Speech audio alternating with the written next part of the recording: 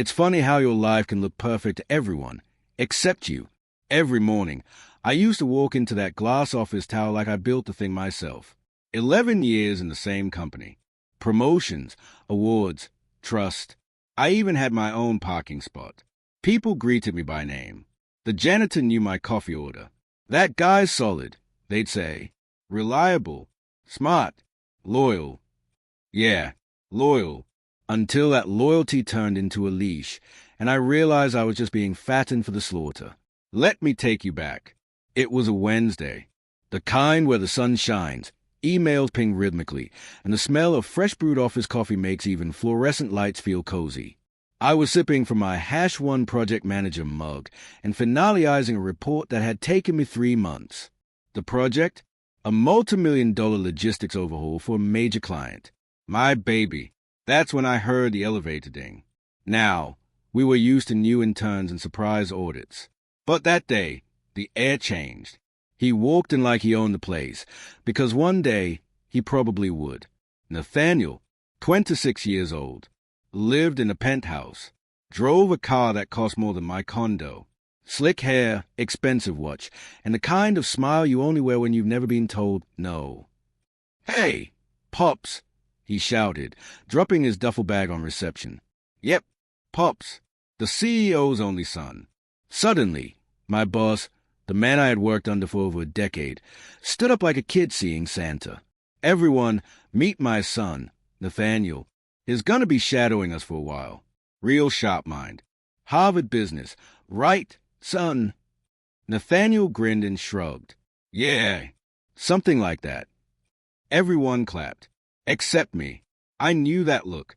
I'd seen it before. Rich kid, skipped the grind, handed the keys to a kingdom he didn't help build. Still, I nodded politely and offered my hand. "Welcome aboard," I said. He looked at it, then fist bumped me instead. "Don't worry, old-timer. I'm not here to take your job." We both laughed, but only one of us was joking. Over the next few days, the shadowing turned into micromanaging. Nathaniel would show up late, bark vague orders, ask me to explain things 5 times, then present my work like it was his idea in front of the boardroom. Worse, my boss encouraged it. "Just let him take the lead," he told me. "He's got to learn sometime." Yeah, on my back. By Friday, Nathaniel had changed my entire project presentation, messed up the client timeline, and told the entire sales team I'd be taking a step back to give him creative room. I was fuming, but I kept it in, because that's what professionals do, right? Wrong. Professionals get stepped on unless they know when to stand.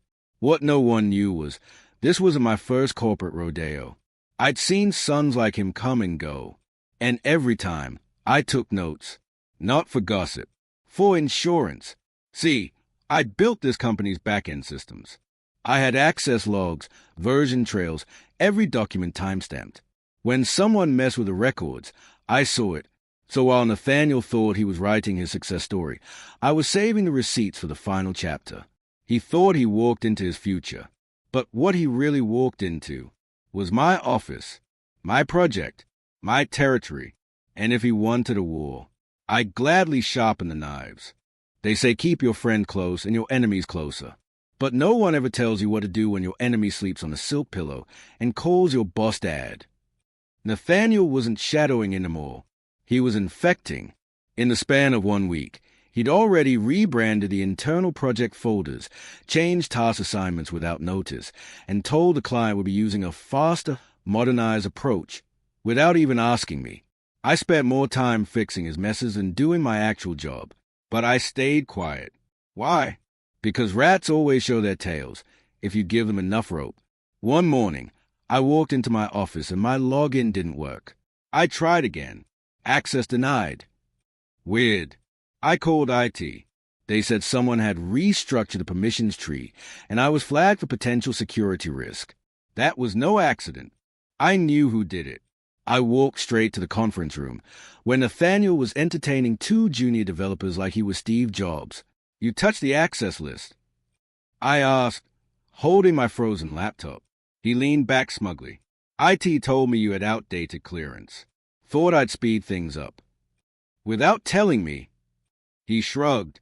Relax, man. It's not personal. It's just efficiency. Yeah, efficiency. Like stealing someone's tools before the job is done. Later that day, I got called into the CEO's office. My boss wasn't smiling this time. We've had a few concerns, he said, gesturing toward a printed report. The report had my name all over it, but the data had been altered. Timeline skewed. Tasks misassigned. It made it look like I was weeks behind schedule and over budget. I realized what had happened. Nathaniel didn't just mess with my files. He sabotaged them, and now he had planted the first seed of doubt in his father's mind. I trusted you with this client, the CEO said. Maybe you're stretched too thin. I wanted to shout, to drag Nathaniel into the room and show him for what he was, a fraud in a tailored suit. But I didn't. Instead, I said, if there's a problem, I'll solve it. Because I had a plan. That night, I stayed late. Everyone had gone home, except me and the cleaning crew. I plugged in my backup drive. You know, the one I kept off the network. And I started digging. Version control logs, timestamps, system access trails. Every time Nathaniel made a change, the system kept a fingerprint, even if he tried to delete it. And what I found, proof, blatant timestamp proof. He had altered project timelines, assigned my name to missed tasks, even sent email from my account using an override token. I could have gone to HR right then. But no, that was too easy. The next day, Nathaniel strutted in late again, latte in hand. He high-fived the receptionist, winked at the intern. Big meeting today. Folks, he said, passing my desk. Don't be late to your own funeral. I smiled. Just barely. He thought I'd go quietly. But the thing about quiet men, we only stay silent when we're sharpening the sword. Because what he didn't know was that I had already scheduled a meeting of my own with a client. It didn't take long. 2 days after I met with a client, I walked into the office, and everyone went silent. Not just the usual hush when someone enters. Uncomfortable silence. The kind that smells like betrayal. People avoided my gaze. A few scurried past with their eyes glued to their monitors. And on my desk, a manila envelope. Inside, a formal HR complaint, a performance review I'd never seen, and a suspension notice. I took the paper straight to HR. What the hell is this? The rep adjusted her glasses and cleared her throat. An anonymous concern was submitted last week. It appears you've been falsifying reports, overstepping team hierarchies, and creating a hostile work environment. I laughed out loud. You know that's not true. We'll be conducting a review. For now, we're asking you to stay home while we sort things out. Yeah, stay home. While Nathaniel finished the job he started. I left the office with my backpack slung low, like a student who just failed a test he didn't take. But I wasn't beaten. I was watching, waiting. Because the thing about sabotage, it leaves fingerprints. And Nathaniel had greasy, unwashed hands. That night, I opened the secret folder I'd been curating on my personal drive. Let me tell you something about working in corporate long enough. You don't just do your job. You document everything. Chats, logs, meeting recordings, screenshots. And in that folder, I had it all. A Zoom call where Nathaniel promised a client things we hadn't built. A time-stamped Slack thread where I warned him of project delays, and he ignored it. A document where he erased my edits and replaced them with his failed idea. Even screen recording showing him logging into my account. He thought I was just a cog in the machine. But I was the wrench. I waited. The next morning, HR called. We've decided to move forward with termination. You'll receive 2 weeks severance. 2 weeks. After 5 years of loyal service. Hundreds of overtime hours. Team lead awards. Wiped away by a nepotism-fueled worm with a LinkedIn addiction. I didn't argue. I just said, okay. And quietly, I made a call. To the client, to the compliance department, to a friend in the press. Scene cut, the conversation that changed it all. The client was furious. They fired you, she said, after everything you showed me. I didn't even need to ask her for help. She offered, I want to speak directly to the board. Off the record. That's when it started. The quiet ripples. One person told another. Compliance got curious. An anonymous file was submitted with everything I had collected. Meanwhile, Nathaniel was celebrating like a king who just conquered a village. He took my office chair. Literally, he moved into my cubicle and told the team, "We're finally streamlining this chaos. You'll thank me later." And they clapped, but not all of them. One guy, Lewis from development, looked me up that night. "I don't know what's happening, man," he said, "but I saved some screenshots of task changes last week. Something felt off." I smiled. "Lewis, my man, you just became part of the plan." They thought they could write me off like a bad memo, but I wasn't deleted. I was duplicated, twice, and archived in 100 places. 3 days after I was fired, the first domino fell. It wasn't dramatic. It started with a meeting cancellation, then a sudden email from legal to Nathaniel. "Please provide documentation regarding your recent product strategy changes." No exclamation point, no emoji, just cold corporate curiosity, the kind that comes before someone gets devoured. At home, I was calm. Every day, I brewed coffee, opened my laptop, and watched. Because while I was out of the building, I wasn't out of the loop. Lewis from development kept me updated. So did the client, who, it turns out, had a lot more power than Nathaniel ever realized. She called the board directly. And when $1 million contract is on the line, people start asking questions. Who authorized this deliverable? Why was the timeline missed? Where's the original project lead? The same name kept coming up. Nathaniel. Back at the office, Nathaniel was unraveling. He was used to being bulletproof. He thought his last name was a force field. But now? Now he was sweating through meetings. Now he was stammering through presentations. Now he was blaming everyone but himself. He pulled team leads into his office, one by one. He grilled them, demanded loyalty, and even tried to pin the data breaches on Lewis. But the more he clawed, the more the mask slipped. He was exposed. Meanwhile, the board got a copy of my anonymous report, well formatted, evidence-backed, time-stamped, with attachments from 3 other former employees who had quietly left because of, you guessed it, Nathaniel. One afternoon, I got a call from a board member. Not HR, not management, not a middleman, the actual board. "We'd like to speak with you off the record." They didn't apologize. Not yet, but they asked smart questions. They listened. They took notes. They didn't say much when the call ended. Just, "Thank you. We'll be in touch." I hung up, heart racing. It was happening. Scene shift, Nathaniel's public breakdown. A week later, a department-wide email leaked. Subject, internal investigation underway. Due to concerns raised by our clients and internal audit, we are launching a full investigation into project oversight, leadership behavior, and compliance issues. The entire office buzzed. People whispered in the hallways. Some employees started printing resumes in the copier room. Nathaniel? He called a team huddle and tried to give a TED talk on resilience. He even wore a hoodie instead of a suit jacket. "We're just going through growing pains," he said. "This company was built on trust, and I'm still here because I earned that." Nobody clapped this time. The client pulled their contract. The company's stock dipped. HR opened an internal hotline. And people started talking, really talking, about the time Nathaniel skipped safety compliance, about the time he flirted inappropriately during a Zoom call, about the bonuses he signed for himself. One after another, the dominoes fell. And me? I was planting seeds for something else entirely. A few freelance offers had come in. One was from a former vendor who'd been quietly waiting for Nathaniel to crash and burn. "We need someone like you," he said. "Someone who actually knows what the hell they are doing." I didn't say yes. Not yet. I had one more move to make. They fired me thinking I'd disappear. But I left behind a paper trail soaked in kerosene.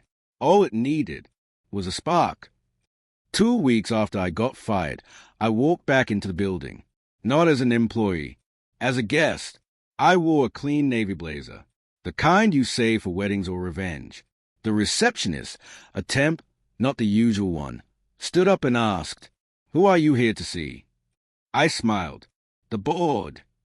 They led me upstairs, past the floor where my old desk sat empty.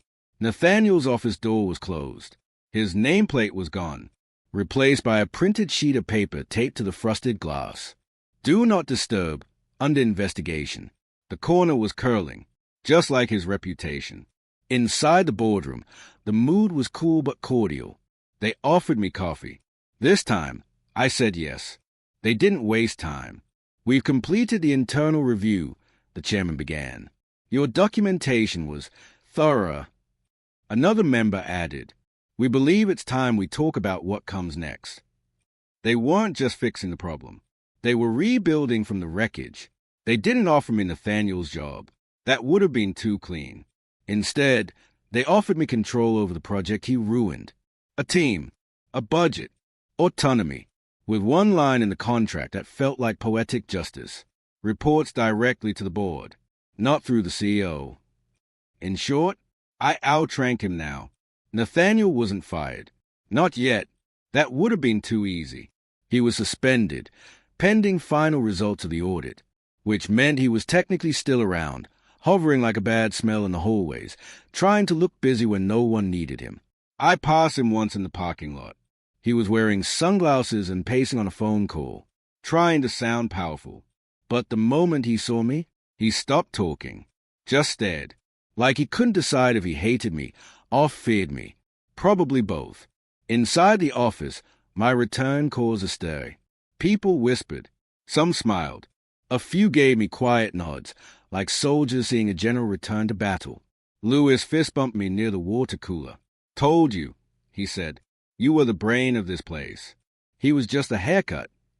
I smiled but didn't gloat, because I wasn't done. Behind the scenes, I kept pressing. A podcast host who covered toxic workplace culture reached out. I agreed to an anonymous interview. No names, no companies, just truths. It went viral. And while I wasn't named, those in the know, they knew. I also sent a quiet message to one of Nathaniel's college friends, an ex-roommate who now worked in PR. Asked him about the offshore account.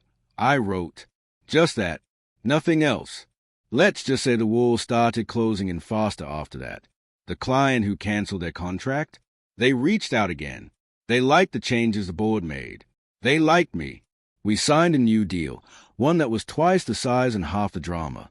And this time, I made sure my name was on every major deliverable. No more hiding in shadows. No more stolen credit. Nathaniel's final days were unceremonious. One Monday morning, his badge stopped working. Security escorted him from the premises.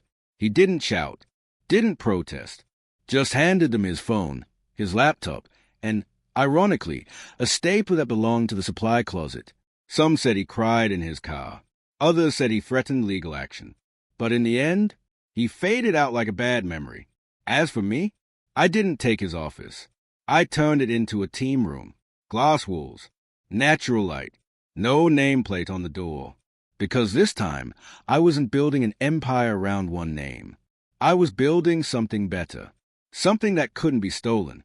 They say living well is the best revenge. I say, rebuilding better, right where they tried to bury you, is sweeter. 3 months later, I received an email, not from Nathaniel, not even from the board. It was from his father, the CEO. Subject line, "Let's talk." I clicked it with no urgency. I already knew what it was. Inside, I recognized things were mishandled. "I hope we can sit down. I'd like to discuss a potential future with the company." No apology, just implication. An attempt to pull me back in. I didn't reply. Not right away. I brewed a cup of coffee, sat by the window, watched the sun dip behind the skyline I helped build. Then I opened my email. Click compose. Type 2 lines. "The future I'm building doesn't include your son, or your silence." And hit send. Because here's the truth. When someone shows you who they are, believe them the first time.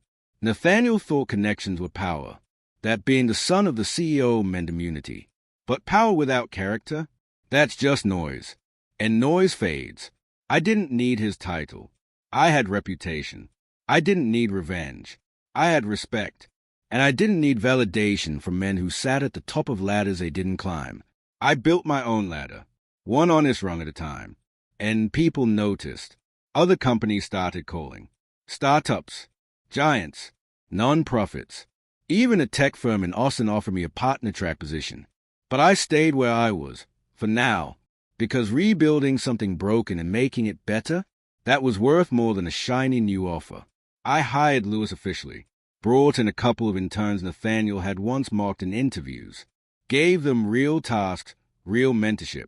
We redesigned the system Nathaniel had botched, launched it under budget, ahead of schedule. It won awards.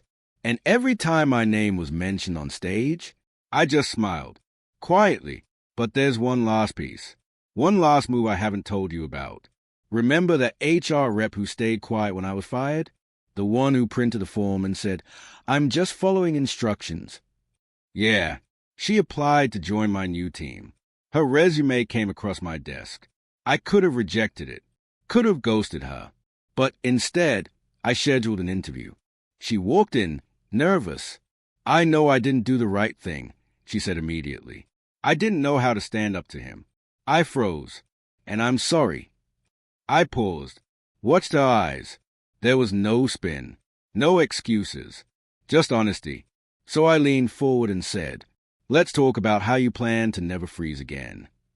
And we began. That's the thing about getting boned.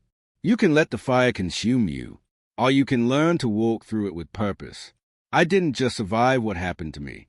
I grew sharper, more precise, unshakable.